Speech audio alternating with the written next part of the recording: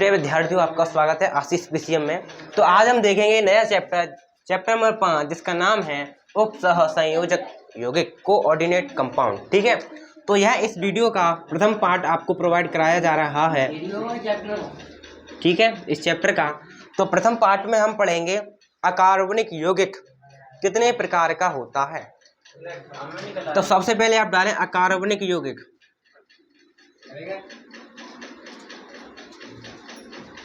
अकार्बनिक यौगिक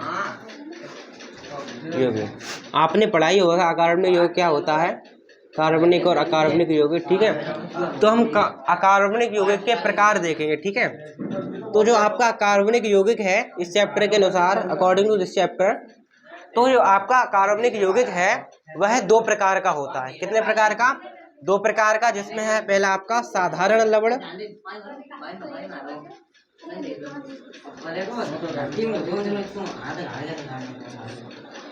और दूसरा है आपका योगात्मक लवण।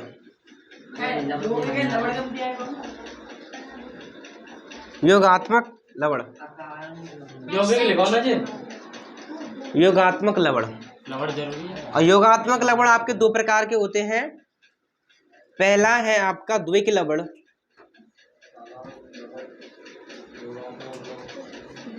और दूसरा है आपका संकुल लवण, जिसको हम क्या बोलते हैं, उप सहसंयोजक यौगिक भी बोलते हैं।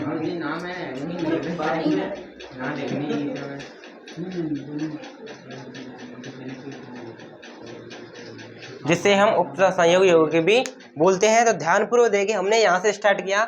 जो आपके अकार्बनिक यौगिक हैं दो प्रकार के होते हैं, साधारण लवण और योगात्मक लवण। जो आपके योगात्मक लवण है दो प्रकार के होते हैं, द्विक लवण एवं संकुल लवण। संकुल लवण को ही हम क्या बोलते हैं, उप सहसंयोजक यौगिक। ठीक है, तो आप इसको सबसे पहले नोट करेंगे, तो उसके बाद फिर आप हेडिंग लगाना साधारण नमक। इसमें थोड़ी मिस्टेक है, आप इसको सुधारेंगे संयोजक। ठीक है, उप सहसंयोजक यौगिक। ठीक है, नोट करें। अब विद्यार्थियों, अब आप हेडिंग लगाएं साधारण लवण।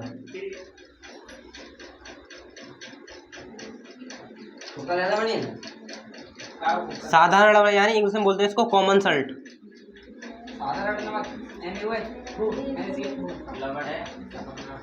साधारण लवण। तो लवण आप क्या जानते हैं, लवण क्या होते हैं?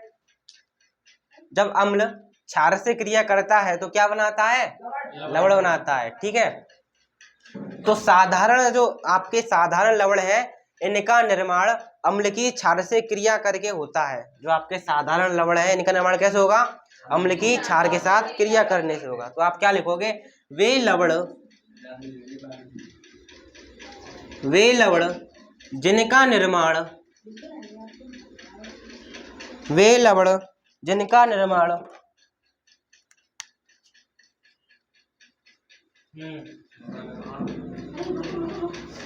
अम्ल व क्षार,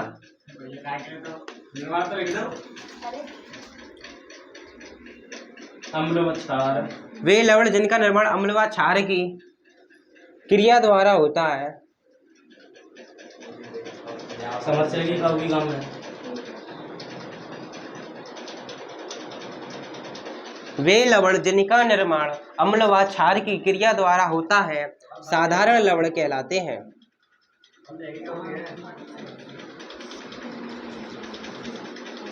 साधारण लवण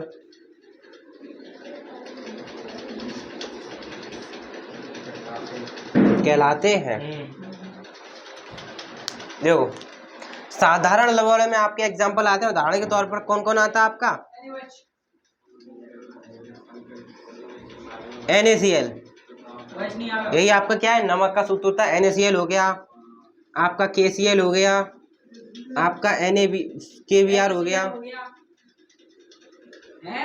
बहुत सारे एग्जाम्पल हो गए। Na2SO4 हो गया आपका, सोडियम सल्फेट ETC। ठीक है, तो आप नमक को लेकर चलें। ठीक है, ये तो साधारण नमक की परिभाषा हो गई। ठीक है, हाँ, तो उदाहरण के तौर पर आप देख सकते हैं NaCl यानी sodium chloride, potassium chloride, sodium bromide, sodium sulphate. ठीक है, नाम है इनके। तो देखो इनके बारे में थोड़ा और पढ़ें। जो आपके साधारण लवण है, जब हम साधारण लवण को जल में डालेंगे, ETC एक्सेट्रा, ठीक है। तो जो आपके साधारण लवण है, जब हम साधारण लवण को जल में डालेंगे तो वह क्या हो जाएंगे, आयनित हो जाएंगे, आयनों में टूट जाएंगे। जैसे कि जब आप NaCl को जल में डालोगे तो क्या हो जाएगा, Na पॉजिटिव Cl नेगेटिव। तो आप क्या लिखोगे, ये जलीय विलयन में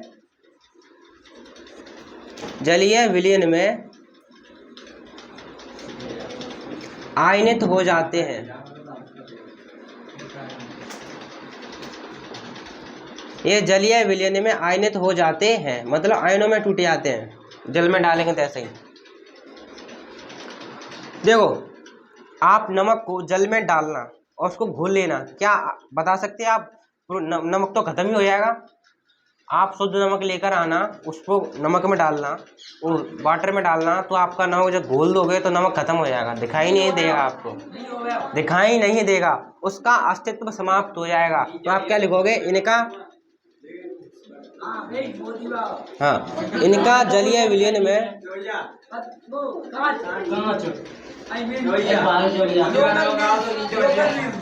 इनका जलीय विलयन में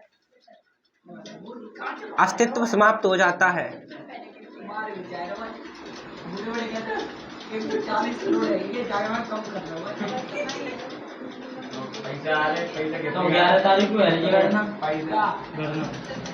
तो आपने क्या देखा, जो आपके साधारण लवण है, इनका जलीय विलयन में अस्तित्व समाप्त हो जाता है।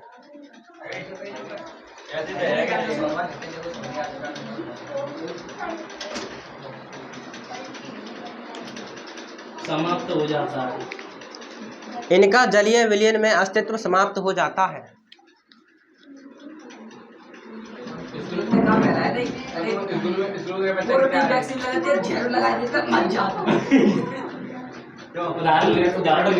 हाँ, एक लाइन और लिखेंगे,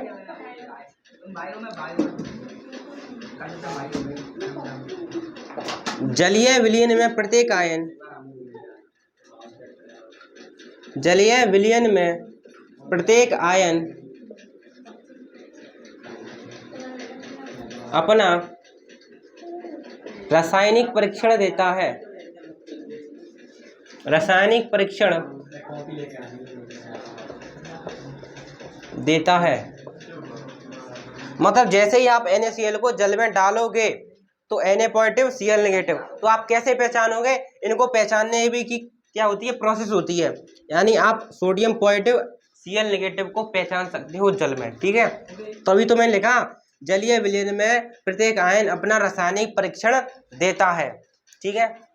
तो अब आप प्रिय विद्यार्थियों हेडिंग लगाएंगे द्विक लवण यानी डबल सॉल्ट। तो प्रिय विद्यार्थियों, हमने डेफिनेशन लिखी, क्या कह रहा है, द्विक लवण। द्विक मतलब दो लवण। कौन से लवण, साधारण लवण को हम, जब दो साधारण लवणों को हम निश्चित अनुपात में संयोग से एक लवण का निर्माण करते हैं, उसे हम क्या बोलते हैं, द्विक लवण बोलते हैं। तो मैंने क्या लिखा, दो साधारण लवणों के निश्चित अनुपात में संयोग से बना लवण क्या कहलाएगा, आपका द्विक लवण कहलाएगा, ठीक है। तो जो मैंने 3 पॉइंट थे पहले वाले के, तो वही पॉइंट तीनों इसी के भी हैं। इनका भी, ये भी जलीय विलयन में आयनित हो जाते हैं, इनका जलीय विलयन में अस्तित्व समाप्त हो जाता है, इनका भी। और जलीय विलयन में प्रत्येक आयन अपना रासायनिक परीक्षण देता है, ठीक है। ये बातें उसकी बातें सेम है, ठीक है। आप इन बातों को उतार लें, बस आपके उदाहरण चेंज हो जाएंगे। सबसे पहले सर्वप्रथम आप तीनों बातों को उतारेंगे, तब आपको उदाहरण दिए जाएंगे। तो प्रिय विद्यार्थियों, अब आप द्विक लवण के उदाहरण देखेंगे।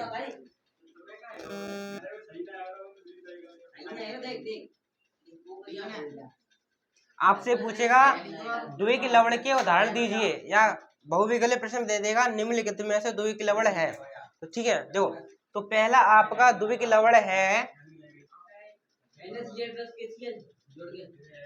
फिटकरी।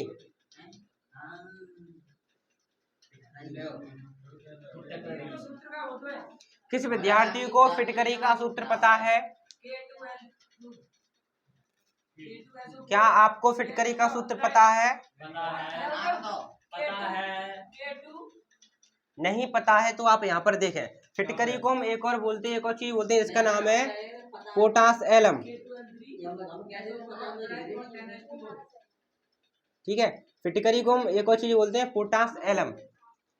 जो आपकी फिटकरी होती है इसका सूत्र होता है, ध्यानपूर्वक देखेंगे और आप इसको याद करेंगे। तो आपकी फिटकरी होती है, इसका सूत्र होता है, ध्यानपूर्वक याद करें, K2SO4 डॉट Al2SO4 का होल थ्राइस डॉट 24H2O। यह आपका सूत्र जो आपके वाइवा वाले आते हैं, जो आपका प्रैक्टिकल लेने वाले आते हैं, वह आपसे पूछ लेते हैं साधारणतः फिटकरी का सूत्र बताइए। तो आप क्या लिखोगे, K2SO4 Al2SO4 का होल थ्राइस डॉट 24H2O। ठीक है। इसी प्रकार होता है आपका क्रोम एलम।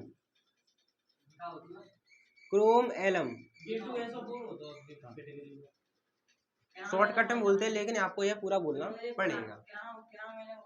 क्रोम एलम, ठीक है। क्रोम एलम भी आपका एक प्रकार का द्विक लवण है, इसका भी आपको सूत्र पता होना चाहिए। क्रोम एलम का सूत्र होता है, यह आपका लवण है तो इसका सूत्र होता है क्रोम एलम। ठीक है। तो प्रिय विद्यार्थियों, आप देखेंगे क्रोम एलम का सूत्र होता है same to same as it is, ऐसा ही सूत्र होता है, बस एल्यूमिनियम की जगह आपको क्रोमियम लगा देना है। तो सूत्र क्या होगा इसका, K2SO4 Cr2SO4 का whole thrice dot 24H2O।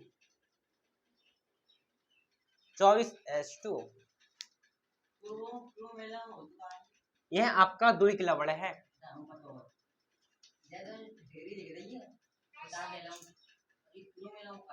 Chrome alum है।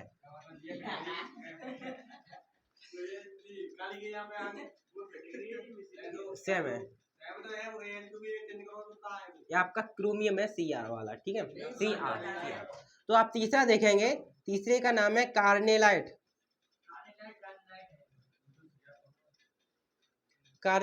ठीक है। इसको याद करने की ट्रिक है आपकी, देखो आपको कार्नेलाइट की याद करने की ट्रिक है, आप याद करोगे potassium chloride, magnesium chloride dot 6H2O। ठीक है, KCl MgCl2 dot 6H2O। Chrome alum. ठीक है,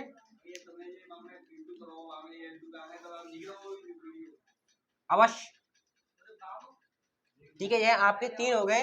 लास्ट है आपका बहुत ही महत्वपूर्ण, जिसका नाम है, तो आप एक अंतिम उदाहरण लें। ये बहुत ही महत्वपूर्ण उदाहरण है जो आपसे वाइवा वाला आपसे पूछ लेता है। एक और मोस्ट इंपोर्टेंट, जिसका नाम है मोहर लवण।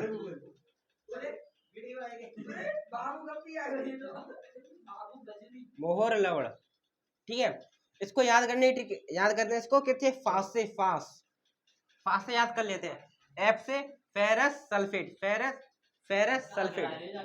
मोहर लवण का नाम FeSO4, अमोनियम सल्फेट यानी NH4SO4.6H2। ठीक है, आप इसको अच्छे से नोट करेंगे। आपके इस प्रकार आपके द्विक लवण के एग्जाम्पल फिनिश होते हैं। तो प्रिय विद्यार्थियों, यहाँ पर आपके दो रह गए हैं, आप यहाँ पर दो लगाएं। तो अब आप देखेंगे संकुल लवण या उप सहसंयोजक यौगिक। देखें, तो जो आपका संकुल लवण क्या होते हैं, ध्यानपूर्वक समझेंगे। सुने, डेफिनेशन थ्योरेटिकल चैप्टर है थोड़ा, ध्यानपूर्वक इसकी डेफिनेशन सुने। वे लवण जो ठोस अवस्था हो या जलीय विलीन हो, दोनों अवस्था में अपना अस्तित्व बनाए रखते हैं। जो पूर्व वाले हमने लवण देखे थे, जलीय विलीन में डाले उनका अस्तित्व समाप्त हो गया, लेकिन जब आप इनको जल में डाल दोगे तो इनका अस्तित्व समाप्त नहीं होगा। तो क्या कहलाएंगे, आपके संकुल लवण कहलाएंगे। तो आप लिखेंगे वे लवण जो ठोस अवस्था व जलीय विलयन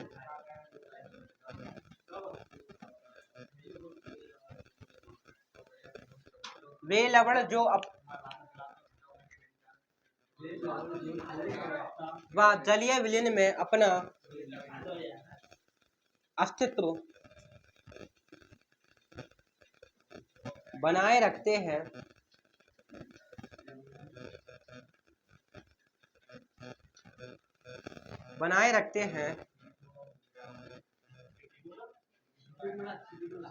उपसह संयोजक यौगिक कहलाते हैं या संकुल लवण कहलाते हैं।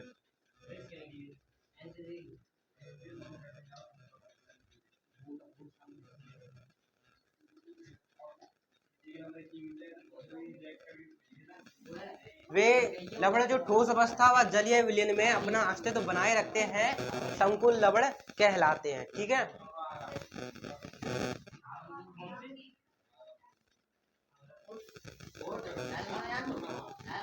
देखें जो मैंने पूर्व लिखाए थे, जो लवण थे आपके जलीय विलयन में पूर्ण रूप से आयनित हो रहे थे, आयन दे रहे थे, ये पूर्ण रूप से आयनित नहीं होते हैं, तो आप क्या लिख दोगे, ये जल में पूर्ण रूप से आयनित नहीं होते हैं।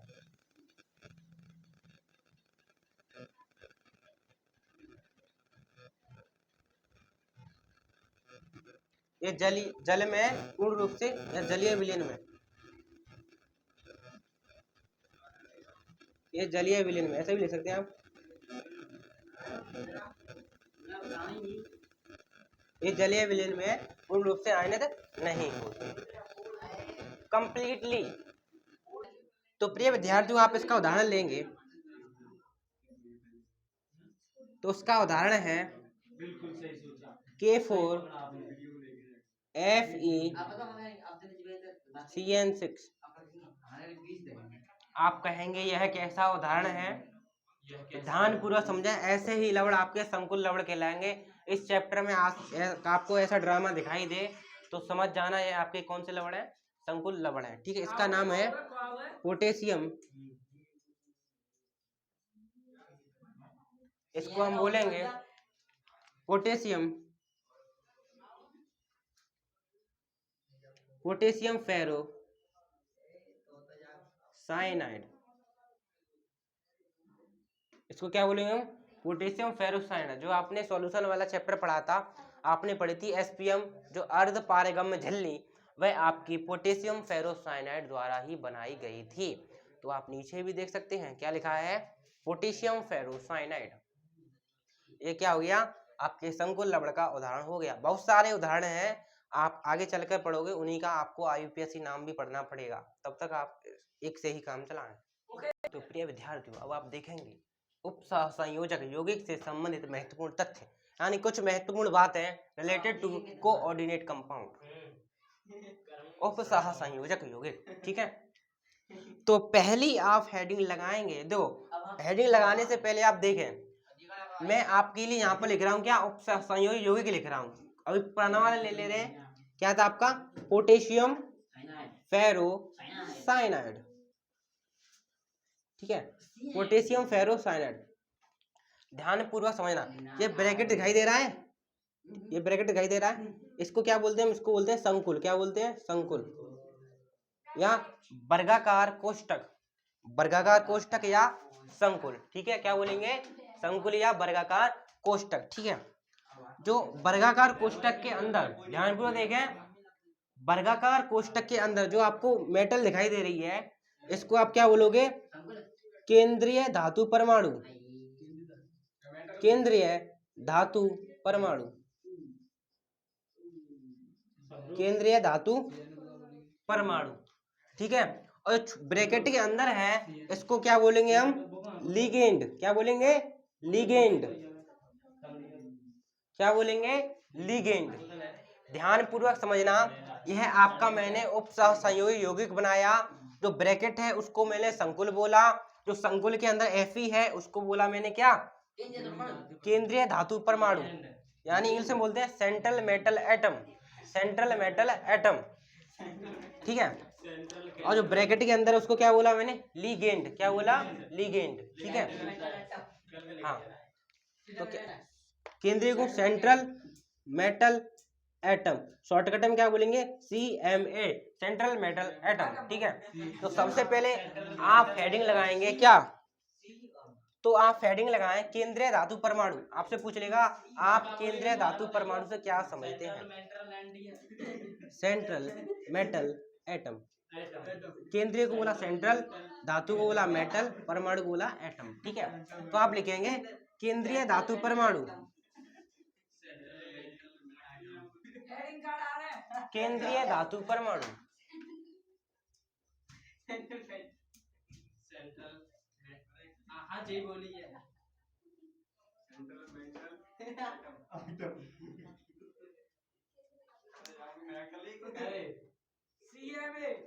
आप हेडिंग डालें केंद्रीय धातु परमाणु या CMA। तो आप वैसे तो समझ चुके हो। मान लीजिए मैं आपके लिए यहाँ पर एक और एग्जांपल लिखूं,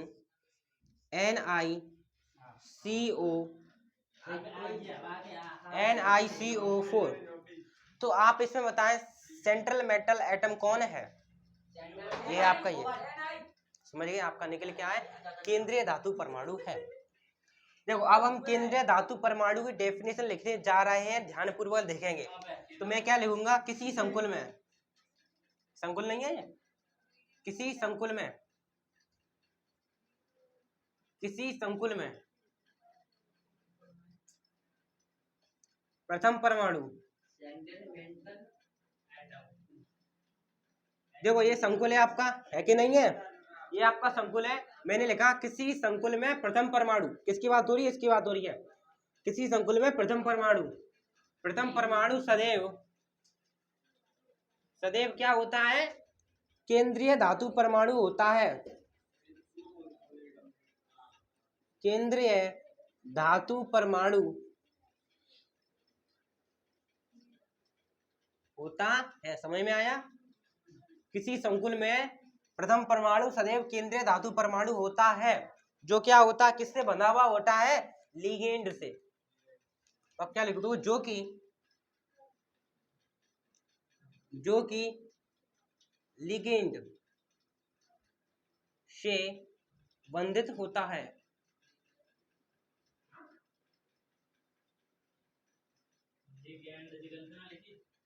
सही लिखा है। तो यह आपका क्या हो गया? सेंट्रल मेटल एटम हो गया, और यह आपका क्या हो गया? लिगेंड हो गया।